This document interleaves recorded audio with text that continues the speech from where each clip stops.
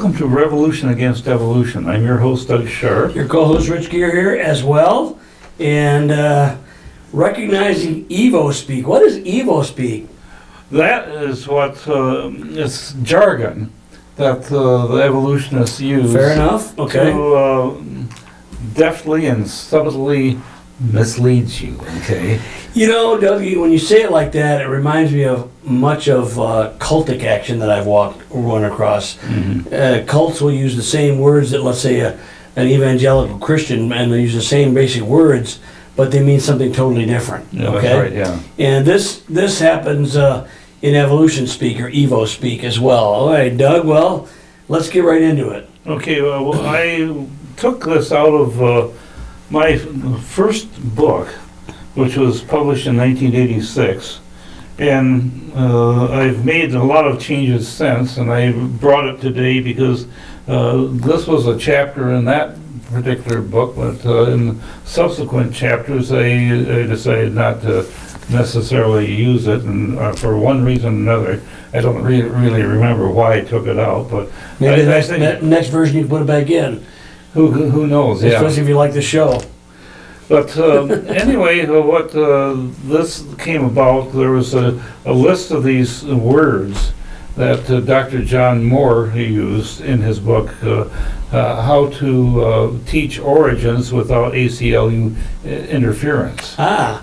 And that was published many years ago, probably around 1983, 84. Okay. And so I borrowed some of these and some of his comments from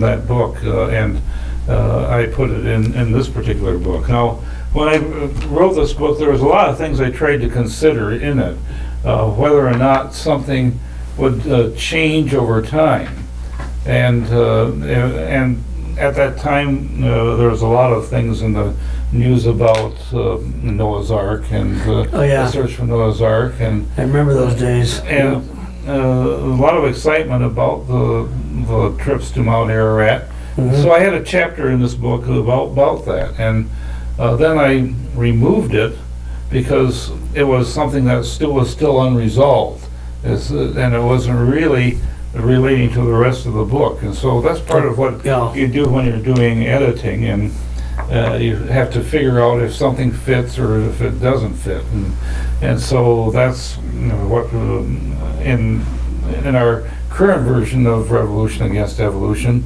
is quite a bit different than this version, the number one. And number two, we've had for quite a number of years, since 1993. Yeah. This was 1986, and now, and we had it online for quite a while. Now we have it so that we can publish it on the latest reiteration was, what, did you used to that, but how many, just the last couple of years? Yeah, we've had that out for about a year and a half. About a year and a half, yeah. Okay, all right. All right, so Doug, let's start with it. Okay, he's got these in alphabetical order, so it's pretty good. Adaptation, adapted. Yeah, these are words that they're misleading in the way that... Yeah, because the words are fine words. We're not saying that. It's just the way they're used is what you're saying, right? Okay. And what we have is something that when we do science, we find circumstances that exist in the present. When you're doing an experiment, it's in the present. And so if you really want to say that a organism has adapted to its environment, well, you have to have some sort of observation of something in the past, and it's different than what it is in the present. But what they have done is that they don't have this data in the past. It's something that's part of their imagination. Well, the thing is, though, Doug, adaptation, they extrapolate is the problem, because we look at things in the present and we can see some adaptations of things. In fact, if you believe in a Noah's Ark, from 2 dogs, all the dogs we have must have come from 2 dogs. That's right, yeah. So adaptation, change does happen over time. But the extrapolation comes when they go beyond what certain limits there are, it seems to me. And they make, it's kind of like when you see change over time. I said, if that's true, well, then I'm an evolutionist. But I'm saying the fact of the matter is, what they mean by change over time is something going from an amoeba to a man. Right. And this is beyond what any rational person can actually go, unless they have a certain agenda to get rid of God in the classroom. But I'm saying an adaptation is one of those first things. They start out with something that starts out true. What did Jesus himself say? A little leaven spoils the whole lump. That's right. The devil gives you 90% truth. All you need to do is mix in a little bit of 10% and you destroy the whole thing, okay? Well, this is a little bit more than that even, but because adaptation, I don't have a problem with that word, Doug. Do you? I mean, we see things change. We see the long-beaked, Galapagos pigeons or whatever. And we see different things happen. We can see adaptation in a lot of respects. We see big cats, big dogs, little dogs, all kinds of stuff. But they're trying to tell you that from, let's say, from a rock or an inert substance, something became living. Yeah, from goo to you through the zoo. Goo to you through the zoo, yeah. That's a glib phrase we creationists use, but it is true, because it's not even goo. It's rock. It's like nothing. It's and then there's the primordial ooze or slime or whatever. But in all these things, they're talking about the environmental factors that cause certain things to happen. Okay. And we really don't know if it does or how, and they don't explain how that well, what works. we see in the present, Doug, indicates that adaptation is not based upon what the evolutionist tells you, that there's an increase in genetic information. Right. We'll get into that probably a little bit later, but it actually decreases or reshuffles what's already there.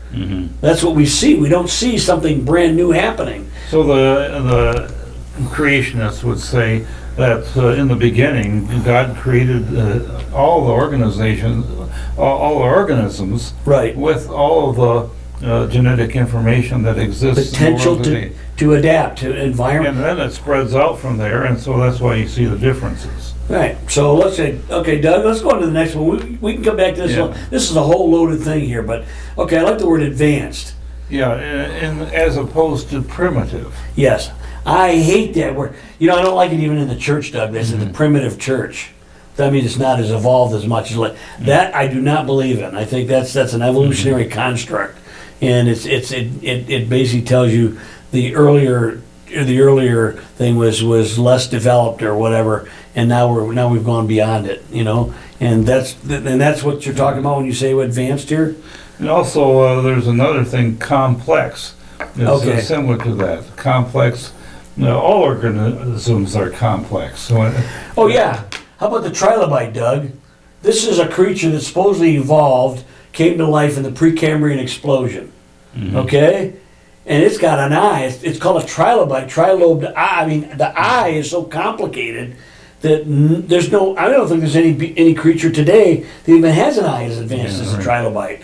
And so this is really a false thing, but it's the idea that, okay, you're an amoeba, you're simple, and then you're an ape, you're more complex, or you're a reptile, more complex, and then you're a mammal.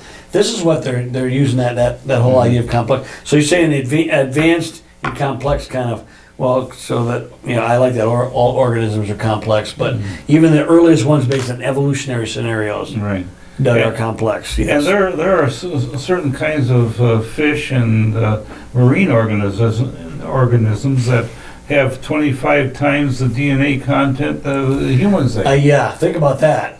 And and it's probably because the genetic code that's needed to have for a creature to live in the water, probably there's a whole lot of different circumstances that has taken into account versus something that lives on land. Well, we used to like to say, look, you can look at the same evidence and you come to two opposite conclusions based upon your worldview, and that's absolutely true. But if you look at all the variation, the evolutionists will say this all comes from a common ancestor. Right. The creationists say they come from a common designer. Right. And you see, let's face it, Doug, if you're a creature that eats plants, you're going to have the same kind of mechanisms to digest and consume food let's say, a cow or whatever. I mean, of course they got a lot of stomachs, don't they? They got, or at least they got several, four stomachs, yeah. So they're more complex than we are. Yeah. And but then you've got let's go on to the next one, Doug. This is kind of if I think of it, I'll come back to advantage. Let's talk about advantage. Oh, you want to talk advantage? Oh, I thought we talked about. Oh, we didn't talk about that yet. Okay. Yeah, evolutionists say that if an organism exists, it has an advantage over the organisms that preceded it. And that's really what it is that's begging the question. In other words, because you're, and it's taking what you observe, that you have this organism that is perfectly designed for that environment that it's in. But it says it has an advantage over this other imaginary organism that didn't, that they postulate happened as that preceded it. And so it's really something that is sort of made up, I would say. Well, yeah, because you say, okay, well, they're going to say, oh, this one survived, this one didn't. Mm-hmm. Therefore, it has an advantage. Okay, but that's just, okay, All right, let's go on unless you got more to go on that one. No, that's good enough. Ape men. Ape men. And cavemen. I love these. Okay. Yeah. Ape men. How do you know something is an ape man? Okay. And that's something that, we can go into there's been a lot of chicanery over the years with ape men fossils, and I as an artist knows how things can be manipulated. Right. And because when you're dealing with bones and fossils, you don't have the flesh, you don't have the skin, you don't know what it really is. But what we're finding out more and more, Doug, and creationists have been saying this for 50 years. Since Henry Morris had been saying things back in the Genesis Flood book, back in 61, I think it's when that came out, and even before that. But the reality is, it seems like what we really have is apes and humans. And sometimes they will mix the two things together, as we saw with a 50-year hoax or a 40-year hoax with Piltdown Man. Right. And the evolution, well, we came clean about that. I said, yeah, not till you ruin 3 generations of people, okay? And it was such a bad reconstruction to start with. Mm-hmm. How you ever sucked into it is because you believed it in advance. It was not about the evidence. It was about projecting onto what you thought it was. And it was a hoax. And it was. And we've had other ones since then too, like the Nebraska Man. Yeah. Well, you have Broken Hill Man. Broken Hill Man Talk about is the that. guy. Jack Kozo wrote about this in his book. Yeah. It's got a bullet hole in his head. I think about that. But, Kozo is the one that really got me onto things where it talked about the Neanderthal skull. They reconstructed it falsely. Mm-hmm. They extended the jaw out so it looked more ape-like. And they did several things that didn't make any sense. And he x-rayed it with a 3-dimensional, I don't know what they call fluoroscope. I know it's some kind of an x-ray machine that could do it in 3 dimensions. Mm-hmm. Was able to see how it really was. And he got in kind of some trouble. There was a little bit of skullduggery going on. It almost sounded like one of those spy novels or conspiracy movies or whatever. Oh, did you see that PBS special about Lucy?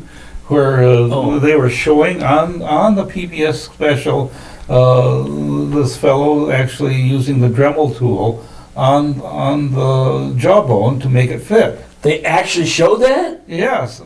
Well, here it is. I'm going to show it. This has caused the 2 bones, in fact, to fit together so well that they're in an anatomically impossible position. The perfect fit was an illusion that made Lucy's hip bone seem to flare out like a chimp's. But all was not lost.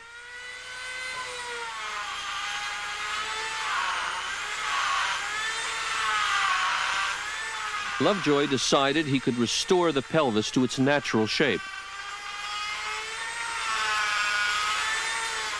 He didn't want to tamper with the original, so he made a copy in plaster. He cut the damaged pieces out and put them back together the way they were before Lucy died.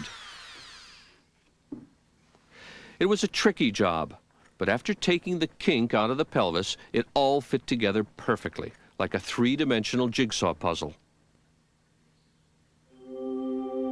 As a result, the angle of the hip looks nothing like a chimp's, but a lot like ours. Man, they're honest by mistake, I guess, because the Lucy fossil, the Lucy whole thing, that is a big scenario. I mean, Well, that is really you and they I. figured that the skull got stepped on and it got all crushed, and so, and encased in this matrix, and so we're going to fix it.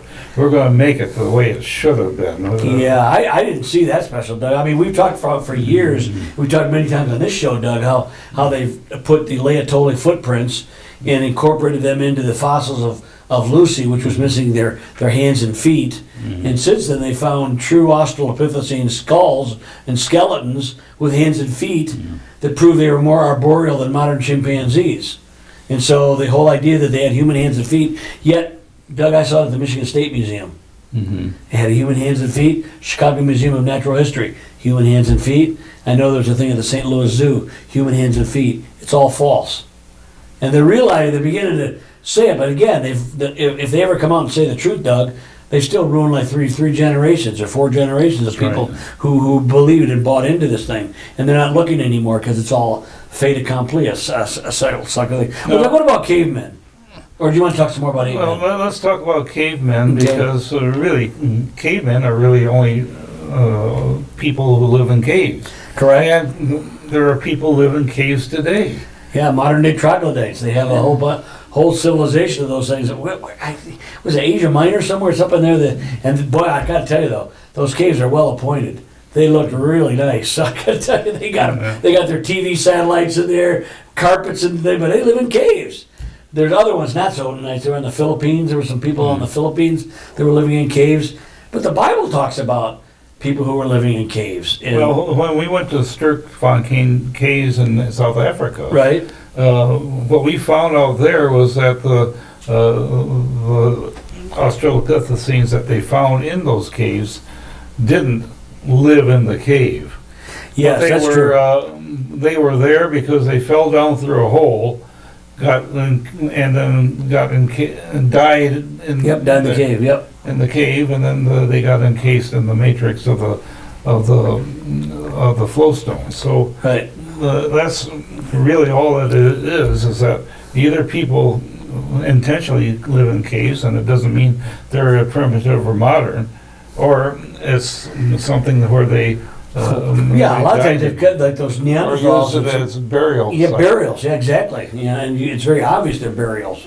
Okay. And they, it's often been said that you could put a suit and tie on Neanderthal, and if he was walking down the street, you couldn't really tell. Well, I've seen guys that Whether or look not- pretty Neanderthal to me, but that's Yeah, big brow. I had a chemistry professor who looked like one. Oh, did you? I mean, there are some interesting distinctions in, let's say, Neanderthal and the creature they believe is a precursor to Neanderthals, Homo erectus, which sounds almost obscene, but just means upright man, And they have what's called an occipital bun. They have a little thing in the back, which modern skulls do not have. But some of their cranial capacities were actually larger than ours. That's what's it. So if you do the brain size, that's not good enough. Neanderthals actually had larger brain size than we do. Although, so do mongoloidal people who are brain defects.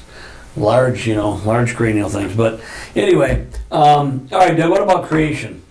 Creation, when the evolutionists use the word, they use it a little bit differently than what we Yes.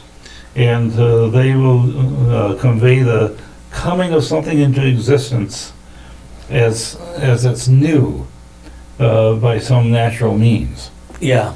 And so it's going to be created this way. It's created as a part of a natural This process. is what always gets me, Doug. It's like people who say, you're not paying attention to the science. And I said, really? I said, when did the law of biogenesis become abrogated? Because for evolution to ever happen to be true, you have to have something created from some properties inherent in inert matter. You have to have something come to pass. Life has to come from non-life. That's spontaneous generation. Right. That's spontaneous generation. To get out of the box, for an evolutionist to have any chance, because they want to basically say there's no God. Now, of course, there are theistic evolutionists that try to have their cake and eat it too, so to speak, and they get in all kinds of other troubles. But the fact is, most real ardent and true believers of evolution are atheists, or they're atheistic in their worldview, and they believe properties inherent in a rock can somehow reformulate if you have the right chemical electricity or the right chemical in the waters or something. That's why so often they're looking for water on Mars, and I go, that's not going to help you much, because what do we know about water, Doug? It destroys anything from coming to being, coming into existence, but yet without it, nothing that is in existence can really, nothing organic can really Yeah, live. you need it, but It's a destroyer. It oxidizes. What about free radicals and oxidation? Well, for example, Rust on a car, you know? that's where my science experiment to Yeah. create life in the test tube failed, because what you found out was that you have to remove water to bond the peptide bond. And Oh yeah. and so Oh yeah, I forgot about that part, yeah. so if you have water in the reaction, well, it disassociates. It isn't going to work. And so that was just one of the many barriers that I came up against in the whole creation of life scenario. But, and the next one in the list is column. Column, yeah. And we talk about a geologic column. Yeah. And it's used in geology as if the fossils and strata were actually in that order. Yeah. And Go into that, they Doug. really aren't. There's really no place in the world, there's maybe 2 or 3 examples where that entire column exists in a certain spot where you can actually see from. It's very small. It's very limited. Yeah. And John Wood Morapee, he has documented this and shows that with his maps how all the different areas in the world, where entire sequences of strata are missing. Yeah. The entire Paleozoic is missing, or the entire Cenozoic is missing. He shows it that the geologic column, as it really is postulated by everything, is It's a fiction. It's a fiction. And so It really is. Yep. and also the thing about dates and radioisotope dating, that's also something that's very subjective. And it's based upon assumptions that you can actually have a clock made out of this geological substance that actually is accurate and sensitive. And, Yeah. and there's a lot of different things that are not known, like the original state of the rock. Right. How much parent element was in there to daughter element. Right. It's a funny thing, Doug, we spend probably 90% of our time arguing about less than 10% of the arguments that seem to have it in radiometric dating is, of course, one of those. We spend so much time on it, and there's just so much, again, there's some chicanery, but they start off with a principle, and then they extrapolate way back into the past when they have no way of knowing what that past is all about. The stuff in the parent, you could calibrate how much decay happens at a certain amount of time. They've been able to, you can do that. We're not debating that aspect of it, but it's the idea of how much parent element was related to the daughter element. We haven't figured out really, well, we actually know that there are things that leach out parent elements off. We know that skews dates. We also seen modern day igneous rock dated at millions of years, and we know it's like less than 50 years old or 20 years old, or it's dated really long ages. And immediately what should they have? They say, oh, here's our failsafe, contamination. I said, why is it only the dates that give you the dates you want, not contaminated? Right. See, this is not good science. It really is not. Well, if they use the contamination argument, so can we. Well, I know, but see, the difficulty is, of course, they have the dominant worldview. Yeah. Because men's hearts are hard, and they don't want to be submitted to a creator, because that means they have to be submitted to the rules, okay? And none of us obey the rules enough. So that's a theological question. Let's go on to this. So we did Dating. We did We're dating? Okay, We're so, talking about the word develop or developed. okay, let's go, yeah. And this is something where it's pretty difficult to define or how something could be developing, because what you have is what you see is in the present. Then you maybe have fossils of dead things that lived obviously in the past. But most of the time, what you see in the past does not correlate with what you find in the present. And so you have to then figure out how that, fill in the blanks by imagining the development. I remember the famous, not famous, maybe infamous, for us anyway, we did the evolution of the spoon to the fork. Right. And then, of course, you put a spork out there, see, it's evolving. And you're going, they were three created things that happened exactly complete the way they were. And that's what a lot of this stuff with fossils, trying to fill in missing links. And all they do is we keep finding more missing links upon the missing links. Right. All right, Doug, written short on time. We got several more of these things to go. So we'll hit a few of them here. So let's evolution must be prefixed by mega or micro.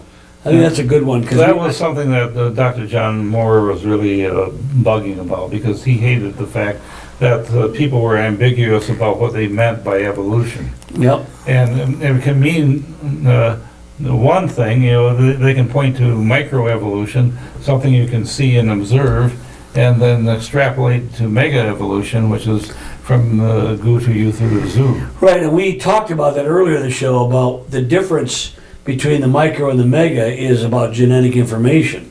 Right. And it's much different. It's so easy you could make a transformation, but you can't get there based on what processes are real in biological science. All right, Doug, what else we got? Let's talk about index fossils. All right, let's go down there. Because this shows you where they cherry pick the information that sort of fits their theory. Yep. But they ignore something that shows that you find certain fossils like clams that go from the bottom all the way up to the top.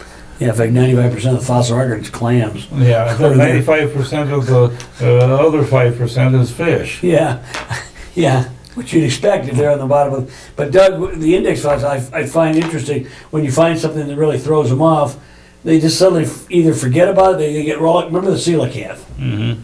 Found off the coast of Madagascar in 1938. This was an index fossil. I mean, see, this is how they calibrated age. They find that in the rocks. That means that rock is 70 million years old.